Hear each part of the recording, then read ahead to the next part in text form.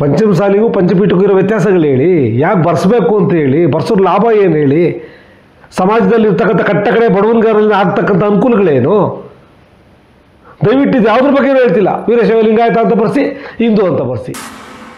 ಸರ್ಕಾರ ಜಾತಿ ಗಣತಿ ಅಂತ ಒಂದು ಕಡೆ ಹೇಳ್ತಾರೆ, ಇನ್ನೊಂದು ಕಡೆ ಆರ್ಥಿಕ ಸಮೀಕ್ಷೆ ಅಂತಾರೆ. ಯಾವುದು ಮಾಡ್ತಾ ಇದ್ದೀರೋ ಮಾಡಿ, ಅದಕ್ಕೆ ಸ್ಪಂದಿಸಬೇಕಾದ್ದು ನಮ್ಮ ಕರ್ತವ್ಯ. ಆದರೆ ನಾನು ಒಬ್ಬ ವೀರಶೈವ ಸಮಾಜದ ಹುಟ್ಟದಿಂದ ನಾನು 4 ಮಾತು ಮಾತಾಡ್ತಾ ಇದ್ದೇನೆ. ಕೆಲವು ವರ್ಷಗಳ ಹಿಂದೆ ಜನಗಣತಿ ಆದಾಗ ಮುಂಚೆ ವೀರಶೈವ ಲಿಂಗಾಯತ ಇವೇನಿರಲಿಲ್ಲ. ವೀರಶೈವ ಅಂತ ಬರ್ಸೋರು, ಲಿಂಗಾಯತ ಅಂತ ಬರ್ಸೋರು ಎಲ್ಲ ಮಾಡ್ತಿದ್ರು. ಅಖಿಲ ಭಾರತ ವೀರಶೈವ ಮಹಾಸಭಾ ಆ ಸಮಯದಲ್ಲಿ ವೀರಶೈವ ಲಿಂಗಾಯತ ಅಂತ ಬರ್ಸಿ ಅಂತೇನು ಒಂದು ಎಲ್ಲ ಸಮಾಜದ ಹಿರಿಯರು ಮಾರ್ಗದರ್ಶನ ಮಾಡಿದ್ರು. ಅದರಂತೆ ನಾವು ವೀರಶೈವ ಲಿಂಗಾಯತ ಅಂತ ಬರ್ಸಿದ್ವಿ. ಬರ್ಸಿದ್ಮೇಲೆ ಅದಾಗಿದ್ದ ಲಾಭ ಏನು, ಅದ್ರ ಬಗ್ಗೆ ದಯವಿಟ್ಟು ನೀವು ಸಮಾಜಕ್ಕೆ ತಿಳಿಸ್ಕೊಡ್ಬೇಕಲ್ವ. ಉದಾಹರಣೆಗೆ ಅನ್ಗಲ್ ಕುಮಾರಸ್ವಾಮಿ ಅವರು ಕಟ್ಟಿದ್ದು ಅಖಿಲ ಭಾರತ ವೀರಶೈವ ಮಹಾಸಭಾ. ಲಿಂಗಾಯತ ಅಂತ ಯಾವಾಗ ಮಾಡಿದ್ರಿ? ಇತ್ತೀಚಿನ ದಿನ ಮಾಡಿದ್ರಿ. ಯಾಕೆ ಅವ್ರು ಅವತ್ತು ಲಿಂಗಾಯತ ಅಂತ ಮಾಡ್ಬೋದಾಯ್ತಲ್ಲ? ಅವತ್ತು ಲಿಂಗಾಯತ ಇತ್ತಲ್ಲ, ಲಿಂಗಾಯತ ಸಮಾಜ ಅಂತಲೇ ಕಟ್ಬೋದಾಯ್ತಲ್ಲ. ಯಾಕೆ ಅನ್ಗಲ್ ಕುಮಾರಸ್ವಾಮಿಗಳು ವೀರಶೈವ ಸಮಾಜ ಅಂತ ಕಟ್ಟಿದ್ರು? ಹಿಂದೆಯಿಂದನೂ ನಮ್ಮ ಪಂಚಾಚಾರ್ಯರು ಹೇಳಿದ್ರೆ ವೀರಶೈವ ನಮ್ಮದು ಒಂದು ಧರ್ಮ, ವೀರಶೈವ ಧರ್ಮ ಅಂತಲೇ ಅವತ್ತಿದ್ದು ಪ್ರತಿಪಾದಿಸ್ಕೊಂಬರ್ತಾರೆ. ನಾವು ಅದೇ ನಿಟ್ಟಿನಲ್ಲಿ ವೀರಶೈವ ನಮ್ಮದು ಜಾತಿ ಅಲ್ಲ ಧರ್ಮ ಅಂದ್ಕೊಂಬರ್ತಿದ್ವಿ. ಆದರೆ ಇವತ್ತು ಏನು ಸರ್ಕಾರಗಳು ಹಿಂದೂ ಮುಸ್ಲಿಂ ಅಂತ ನಮ್ಮದು ಅಂತ ಬೇಡ, ನಾವು ಹಿಂದೂಗಳಾಗಿ ಇರಬೇಕು ಅಂತೇಳಿ ನಮ್ಮ ಪಂಚಾಚಾರ್ಯರು ಏನು ಹೇಳ್ತಾರೆ, ಪಂಚಪೀಠಾಧಿಪತಿಗಳು, ಅದನ್ನು ಹಿಂದೂ ಆಗಿ ನಾವು ಒಪ್ಕೊತೀವಿ. ಇದ್ರ ಮಧ್ಯೆ ಪಂಚಪೀಠ ಪಂಚಮಸಾಲಿ. ಇತ್ತೀಚೆಗೆ ಹರಿಹರದ ಸ್ವಾಮೀಜಿ ಒಬ್ಬರು ಪಂಚಮಸಾಲಿ ಅಂದ್ರೇನು, ಪಂಚಪೀಠ ಅಂದ್ರೇನು, ಪಂಚಮಸಾಲಿ ಎಷ್ಟು ವರ್ಷ ಆಯಿತು? ಇತ್ತೀಚಿನ ದಿನಗಳಲ್ಲಿ ಪಂಚಮಸಾಲಿ ಅಂತ ಬಳಸ್ತಾ ಇದ್ದೀರಿ. ಯಾವುದೇ ಇತಿಹಾಸ ಇಲ್ಲ.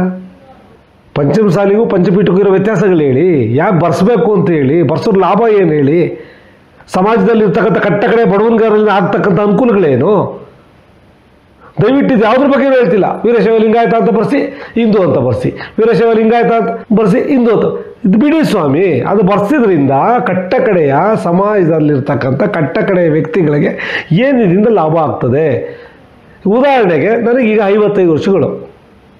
ನನಗೆ ಬುದ್ಧಿ ಬಂದಾಗ ಒಂದು 48ರಿಂದ 50 ವರ್ಷ ಆಗಿದೆ. ಅವತ್ತಿಂದ ಇವತ್ತಿನ ತನಕನೂ ನಾವು ವಿದ್ಯಾಭ್ಯಾಸದಲ್ಲಿ ನಾವು ಯಾವುದು 3Bಲೇ ಬರ್ತೀವಿ. ಇದು 50 ವರ್ಷದಿಂದ ಯಾವ ಸರ್ಕಾರ ಇತ್ತೋ, ಈಗ ಯಾವ ಸರ್ಕಾರ, ಈಗಲೂ 3Bನೇ, ವ್ಯತ್ಯಾಸಗಳಾಗಿಲ್ಲ. ವೀರಶೈವ ಅಂತ ಬರ್ಸ್ದಾಗೂ ಅದೇ ಇತ್ತು, ವೀರಶೈವ ಲಿಂಗಾಯತ ಅಂತ ಬರ್ಸಿದ್ರು ಅದೇ ಆಯಿತು, ನಾಳೆ ಏನು ಬರ್ಸಿದ್ರು ಅದೇ ಅಲ್ವಾ. ಲಾಭ ನಷ್ಟ ಏನು? ನಿಜ ಹೇಳ್ತಿದ್ದೀನಿ. ನೀವು ದಯವಿಟ್ಟು ಇದನ್ನು ಸಮಾಜಕ್ಕೆ ಅರಿವು ಮೂಡಿಸಿ. ಎಲ್ಲ ಪಕ್ಷದ ನಾಯಕರುಗಳು ಬೇರೆ ಇದರಲ್ಲಿ ಒಂದಾಗೋದಿಲ್ಲ. ಚುನಾವಣೆ ಬಂದಾಗ 3 ಜನ ನಿಂತಿರ್ತೀರಿ. ಸಮಾಜ 3 ಪಕ್ಷದಲ್ಲಿ 3 ಸಮಾಜದಲ್ಲೇ ಇರ್ತೀರಿ.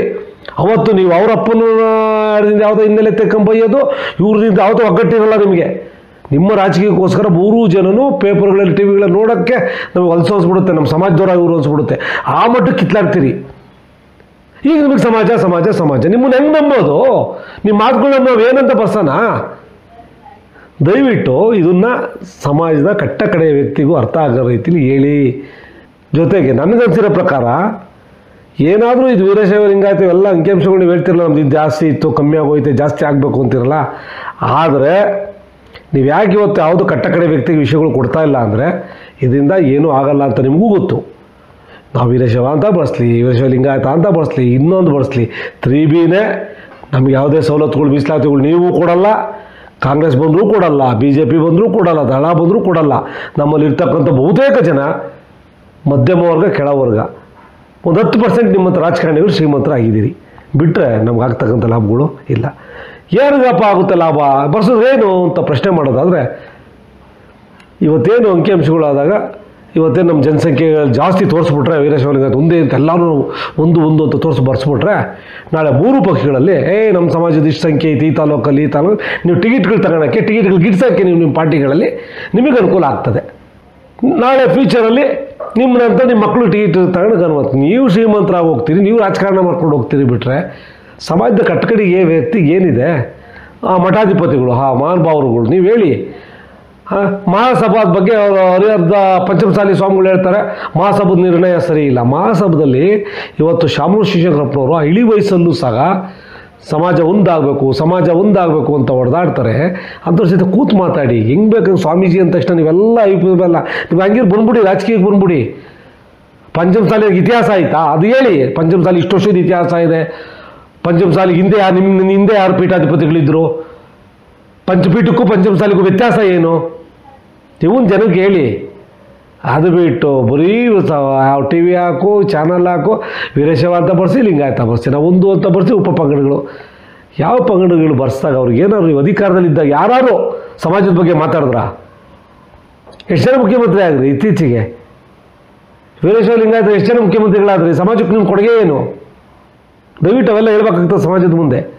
ಸಮಾಜನ ಬಳಸ್ಕೊಂಡು ವೀರಶೈವ ಲಿಂಗಾಯತ ಸಮಾಜ ಮುಗ್ಧರಿದ್ದಾರೆ. ಮಠಾಧಿಪತಿಗಳು ಸಮಾಜ ಹಿರಿಯರು ಅಂದರೆ ಗೌರವ ಕೊಡ್ತಕ್ಕಂಥವ್ರು ಇದ್ದಾರೆ. ಅಂಥವ್ರನ್ನೆಲ್ಲ ದುರ್ಬಳಕೆ ಮಾಡ್ಕೊಬೇಡಿ. ದಯವಿಟ್ಟು ನೀವೇನು ಆದೇಶ ಮಾಡ್ತೀರಿ ಅದನ್ನು ಇಡೀ ರಾಜ್ಯಾದ್ಯಂತ ಪಾಲನೆ ಮಾಡಲಿಕ್ಕೆ ಸಮಾಜ ಎದ್ದು ನಿಂತಿದೆ. ಆದರೆ ಸಮಾಜಕ್ಕೆ ಒಂದು ಸಂದೇಶವನ್ನು ಕೊಡಿ. ಬರ್ಸಿದ್ರೆ ಏನು, ಮುಂದಿನ ದಿನಗಳಲ್ಲಿ ಏನು ಸವಲತ್ತು ಸಿಗುತ್ತೆ ಅದ್ರ ಬಗ್ಗೆ ಯಾರೂ ಮಾತಾಡ್ತಿಲ್ಲ. ದಯವಿಟ್ಟು ಈ ರೀತಿ ಬರ್ಸಿದ್ರೆ ಸವಲತ್ತು ಹಿಂಗೆ ಸಿಗುತ್ತೆ, ಈ ಥರ ಆಗುತ್ತೆ, ನಿಮ್ಗೆ ಹಿಂದೆ ವಿದ್ಯಾಭ್ಯಾಸದಲ್ಲಿ ಇಷ್ಟು ಸಿಗುತ್ತೆ, ಕೆಲಸದಲ್ಲಿ ಇಷ್ಟು ಸಿಗುತ್ತೆ, ರಾಜಕಾರಣದಲ್ಲಿ ನಿಮ್ಗೆ ಇಷ್ಟು ಸಿಗುತ್ತೆ ಹೇಳಿ. ನಿಮ್ಮ ಇದಕ್ಕೆ ದಯವಿಟ್ಟು ಮಾಡ್ಕೊಂಡು ಸಮಾಜ ಹೊಡಿಬೇಡಿ ಸ್ವಾಮಿಗಳೇ. ಮಠಾಧಿಪತಿಗಳು ಒಬ್ಬೊಬ್ರು ಒಂದೊಂದು ನಿರ್ಣಯ ಇರ್ತದೆ, ಎಲ್ಲರೂ ಒಂದತ್ತೆ ಸೇರಿ ಪಂಚಮಸಾಲಿ ಅಂತೆ, ಪಂಚಪೀಠ ಅಂತೆ, ಇನ್ಯಾರೋ ಅಂತೆ, ಮತ್ತೊಬ್ರು ಅಂತೆ, ಇನ್ನೊಬ್ರು ಅಂತೆ. ಈಗ ನೀವೇ ಒಂದಾಗ್ತಾಯಿಲ್ಲ. ಹುಬ್ಳಿಗೆ ನಾವು ಹೋಗಲ್ಲ ಅಂತೀರಾ, ಧಾರವಾಡದಲ್ಲಿ ನಾವು ಹೋಗಲ್ಲ ಅಂತೀರಾ. ಇನ್ನು ಸಮಾಜ ಹೆಂಗೆ ಒಂದಾಗುತ್ತೆ? ದಯವಿಟ್ಟು ಇದನ್ನು ಇನ್ನು 28ನೇ ತಾರೀಕಿಂದ ಪ್ರಾರಂಭ ಆಗುತ್ತೆ. ಅಷ್ಟರೊಳಗಡೆ ಸಮಾಜಕ್ಕೆ ಒಂದು ಮಾಹಿತಿ ಕೊಟ್ಟು ಒಂದಾಗಬೇಕು. ಒಂದು ಯಾವ ರೀತಿ ಅಂತಕ್ಕಂಥದ್ದು ಇಡೀ ಸಮಾಜ ಒಂದಾಗೋ ರೀತಿಯಲ್ಲಿ ನೀವುಗಳು ಒಂದಾಗಿ ಮೊದಲು ಆಮೇಲೆ ಸಮಾಜನ ಒಂದು ಮಾಡೋಕ್ಕೆ ಹೋಗಿ ಅಂತೇಳಿ ಇವತ್ತು ನನ್ನ ಮಾತು ಮುಗಿಸ್ತೀನಿ. ಮುಂದಿನ ಇದಕ್ಕೆ ಏನಾದ್ರು ಟೀಕೆಗಳು ಬಂದರೆ ಅದಕ್ಕೆಲ್ಲ ಉತ್ತರ ಕೊಡ್ತೀನಿ ಅಂತ ಹೇಳ್ತಾ ನನ್ನ ಮಾತು ಮುಗಿಸ್ತೀನಿ.